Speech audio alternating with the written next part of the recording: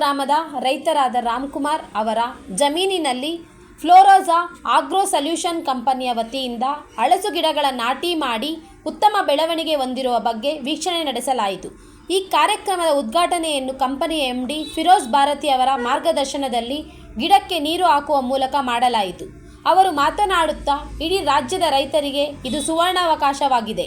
ಹಲಸು ಗಿಡಗಳಿಂದ ಭೂಮಿಯ ಫಲವತ್ತತೆ ಹೆಚ್ಚಾಗುವುದು, ಆದಾಯದ ಮೂಲವೂ ಇವೆ ಎಂದರು. ರಾಮನಗರ ವಿಭಾಗದ ಮ್ಯಾನೇಜರ್ ಶಾಂತರಾಜ್ ಅವರು 40 ವರ್ಷಗಳ ಹಿಂದೆ ಪ್ರತಿಯೊಬ್ಬ ರೈತನ ಭೂಮಿಯಲ್ಲಿ ಹಲಸು ಗಿಡ ಬೆಳೆದಿದ್ದಂತೆ ಈಗ ಮರುಪ್ರಾರಂಭವಾಗುತ್ತಿದೆ. ಹಲಸು ಹಕ್ಕಿ ಪಕ್ಷಿಗಳಿಗೆ ಆಹಾರವಾಗಿ ಮಣ್ಣಿಗೆ ಪೋಷಕವಾಗಲಿದೆ ಎಂದು ತಿಳಿಸಿದರು. ಚಾಮರಾಜನಗರ ಜಿಲ್ಲಾಕ್ಷೇತ್ರ ನಿರ್ವಾಹಕ ಅಧಿಕಾರಿ ಮಧುರಾಜ್ ಅವರು ಮಾತನಾಡುತ್ತಾ, ರೈತರು 1 ಎಕರೆಗೆ 300 ಗಿಡಗಳನ್ನು ಗಿಡದಿಂದ ಗಿಡಕ್ಕೆ 10 ಅಡಿ ಹಾಗೂ ಸಾಲಿನಿಂದ ಸಾಲಿಗೆ 15 ಅಡಿ ಅಂತರದಲ್ಲಿ ನಾಟಿ ಮಾಡಬಹುದು. 2 ವರ್ಷಗಳವರೆಗೆ ಮಧ್ಯದಲ್ಲಿ ಇತರೆ ಬೆಳೆಗಳನ್ನು ಬೆಳೆದು ಆದಾಯ ಗಳಿಸಬಹುದು.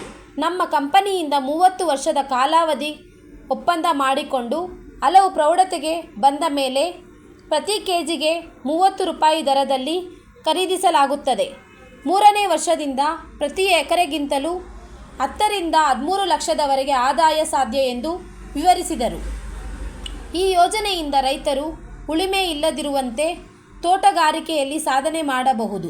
ಇದು ಭೂಮಿಯ ಆರೋಗ್ಯವರ್ಧನೆಗೂ ಆರ್ಥಿಕ ಸ್ವಾವಲಂಬನೆಗೂ ದಾರಿ ಮಾಡಿಕೊಡುತ್ತದೆ ಎಂದರು. ಈ ಸಂದರ್ಭದಲ್ಲಿ ರೈತರು ನೀಲಕಂಠ, ರಾಮಕುಮಾರ್ ಸೇರಿದಂತೆ ಹಲವರು ಭಾಗವಹಿಸಿದರು. Bureau report, ರಾಷ್ಟ್ರಧ್ವನಿ news Kannada. Deepa Kollegal. ನಮಸ್ತೆ ರೈತ ಬಾಂಧವರೇ, ನನ್ನ ಹೆಸರು ಶಾಂತರಾಜು ಅಂತೇಳಿ ಮೈಸೂರು ಭಾಗದ ಆಪರೇಷನಲ್ ಮ್ಯಾನೇಜರ್ ಆಗಿ ವರ್ಕ್ ಮಾಡ್ತಾಯಿದ್ದೀನಿ. ಫ್ಲೋರೋಜಾ ಕಂಪನಿ ಅಂತ ನಮ್ಮ ಕಂಪನಿ. ಸೊ ನಮ್ಮ ಕಂಪನಿ ಸ್ಟಾರ್ಟ್ ಆಗಿ ಸುಮಾರು 2.5 ವರ್ಷ ಆಗ್ತಾ ಬರ್ತಾಯಿದೆ. ನಾವಿವತ್ತು ಕೊಳ್ಳೇಗಾಲದ ಹತ್ರ ಪಾಳ್ಯ ಅಂತೇಳಿ ಸುಮಾರು 18 ತಿಂಗಳು ಗಿಡ ನೀವು ನೋಡ್ತಾ ಇರ್ಬೋದು. 1.5 ವರ್ಷ ಆಗಿದೆ ಈ ಗಿಡವನ್ನು ಕೊಟ್ಟು. ಸೊ ಒಳ್ಳೆ ಡೆವಲಪ್ಮೆಂಟ್ ಕಾಣಿಸ್ತಾ ಇದೆ. ಹಾಗೆಯೇ ಈ ಒಂದು ಹಲಸಿನ ಗಿಡ ನಾಟಿ ಮಾಡೋದ್ರಿಂದ ರೈತರುಗಳಿಗೆ ಸಾಕಷ್ಟು ಲಾಭಗಳನ್ನ ಗಳಿಸ್ಬೋದು. ಸೊ ಯಾವ ರೀತಿಯಾಗಿ ಲಾಭ ಗಳಿಸ್ಬೋದು ಅಂತ ಹೇಳಿದ್ರೆ, 1 ಎಕರೆನಲ್ಲಿ ನಾವು ಈ ಒಂದು ಹಲಸಿನ ಗಿಡಗಳನ್ನ 300 ಗಿಡಗಳಷ್ಟು ನಾಟಿ ಮಾಡ್ಬೋದು. ಅದ್ರ ಜೊತೆಗೆ ರೈತರಿಗೆ ನಾವೇ ಅಗ್ರಿಮೆಂಟ್ ಹಾಕಿ ಬೈಬ್ಯಾಕನ್ನು ಕೂಡ ನಾವೇ ಮಾಡ್ತಾ ಇರೋದ್ರಿಂದ ರೈತರಿಗೆ ಇಲ್ಲಿ ಯಾವುದೇ ಥರದ ಸಮಸ್ಯೆಗಳು, ಅಂದರೆ ಈಗ ಮಾರ್ಕೆಟಿಂಗ್ ಸಮಸ್ಯೆ ಆಗ್ಬೋದು ಅಥವಾ ಲೇಬರ್ ಸಮಸ್ಯೆ ಆಗ್ಬೋದು, ಈ ಥರದ ಯಾವುದೇ ಸಮಸ್ಯೆಗಳು ನಿಮಗೆ ಬರುವಂಥದ್ದಿಲ್ಲ ಇಲ್ಲಿ ರೈತರುಗಳಿಗೆ. ಹಾಗೆಯೇ ನಾವು ಮಾರ್ಕೆಟಿಂಗು ಕೂಡ 2.5 ವರ್ಷ ಆದಮೇಲೆ ಈ ಒಂದು ಬಂದಂಥ ಇದರಲ್ಲಿ ಬರುವಂಥ ಕಾಯಿಗಳನ್ನು ನಾವೇ ಕಟ್ ಮಾಡ್ಕೊಳ್ತೀವಿ. ನಮ್ಮದೇ ಲೇಬರ್ ಮತ್ತು ನಮ್ಮದೇ ಟ್ರಾನ್ಸ್ಪೋರ್ಟೇಷನ್ ಇರೋದ್ರಿಂದ ಅದು ಕೂಡ ನಿಮಗೆ ಲೇಬರ್ ಮತ್ತು ಟ್ರಾನ್ಸ್ಪೋರ್ಟೇಷನ್ ಯಾವುದೇ ರೀತಿಯಾದಂಥ ಸಮಸ್ಯೆಗಳು ಬರೋದಿಲ್ಲ. ಆತ್ಮೀಯ ರೈತ ಬಾಂಧವರೇ, ನಾವಿವತ್ತು ಮೈಸೂರು ಮತ್ತು ಚಾಮರಾಜನಗರ ಜಿಲ್ಲೆ 2 ಜಿಲ್ಲೆಗಳನ್ನ ಸೇರಿ 1,000 ಎಕರೆಗಳಷ್ಟು ಈ ಹಲಸಿನ ಗಿಡಗಳನ್ನ, ನಮ್ಮ ತಾಯಿ ಹೈಬ್ರಿಡ್ ಹಲಸಿನ ಗಿಡಗಳನ್ನ ನಾವು ನಾಟಿ ಮಾಡಿಸ್ತಾ ಇದ್ದೀವಿ.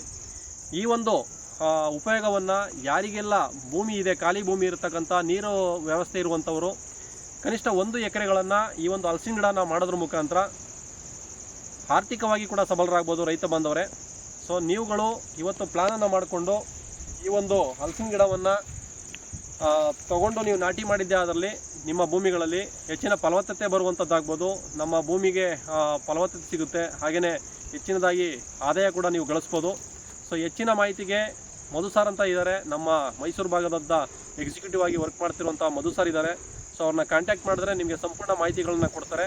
ಸೊ ಇವ್ರನ್ನ ಕಾಂಟ್ಯಾಕ್ಟ್ ಮಾಡೋದ್ರ ಮುಖಾಂತರ, ನಮ್ಮನ್ನ ಕಾಂಟ್ಯಾಕ್ಟ್ ಮಾಡೋದ್ರ ಮುಖಾಂತರ ಯಾರಿಗೆಲ್ಲ ಇದ್ರ ಬಗ್ಗೆ ಆಸಕ್ತಿ ಇದೆ ಆತ್ಮೀಯ ರೈತ ಬಂದವರೇ ಅಂಥವರು ನಮ್ಮನ್ನು ಕಾಂಟ್ಯಾಕ್ಟ್ ಮಾಡೋ ಮುಖಾಂತರ ನೀವು ಕೂಡ ಹಲಸು ಬೆಳೆಯಿರಿ, ಅತ್ಯಂತ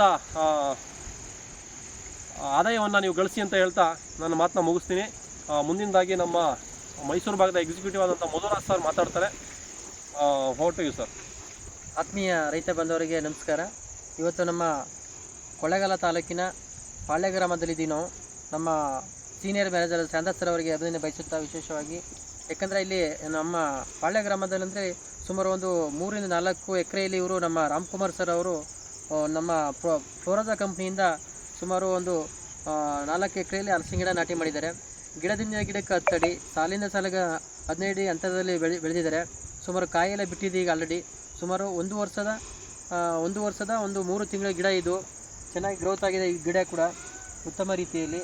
ಯಾಕಂದರೆ ಇದು ಒಂದು ಭೂಮಿಯ ಒಂದು ಫಲವತ್ತತೆ ಚೆನ್ನಾಗಾಗುತ್ತೆ. ಇದರಿಂದ ಭೂಮಿಯ ಫಲವತ್ತತೆ ಚೆನ್ನಾಗಾಗುತ್ತೆ, ನಮಗೆ ಉಳುಮೆ ಮಾಡೋದು ಕಡಿಮೆ ಖರ್ಚು ಸೇವ್ ಆಗುತ್ತೆ, ಮತ್ತು ಯಾವುದೇ ಆದ ಖರ್ಚಿಲ್ಲದೆ ಇದು ನಾವು ರೈತರು ಪ್ರತಿಯೊಬ್ಬರು ಕೂಡ ಆರ್ಥಿಕವಾಗಿ ಸಬಲರಾಗ್ಬೋದು. ಅದರಿಂದ ನಮ್ಮ ಫ್ಲೋರೋಜಾ ಕಂಪ್ನಿಯ MD ಸರ್ ಆದ ಫಿರೋಜ್ ಭಾರತಿಯವರು ಒಂದು ಉತ್ತಮ ರೀತಿಯಲ್ಲಿ ರೈತರಿಗೆ ಒಂದು ವರದಾನ ಅಂತ ಹೇಳ್ಬೋದು. ಇದರಿಂದ ಉತ್ತಮವಾದ ಆರ್ಥಿಕವಾಗಿ ಸಬಲರಾಗ್ಬೋದು ಮತ್ತು ಭೂಮಿಯ ಫಲವತ್ತತೆ ಚೆನ್ನಾಗಿ ಕಾಪಾಡ್ಕೋಬೋದು. ಇದರಿಂದ ಪ್ರತಿಯೊಬ್ಬರು ಕೂಡ ಇದನ್ನ ಸದುಪಯೋಗ ಪಡ್ಕೊಂಡು ಮಾಡಬೇಕಂತ ವಿನಂತಿ ಇರ್ತಾ ನನ್ನ ಮಾತು ಮುಗಿಸ್ತೀನಿ. ಎಲ್ಲರಿಗೂ ಅಭಿನಂದನೆಗಳು.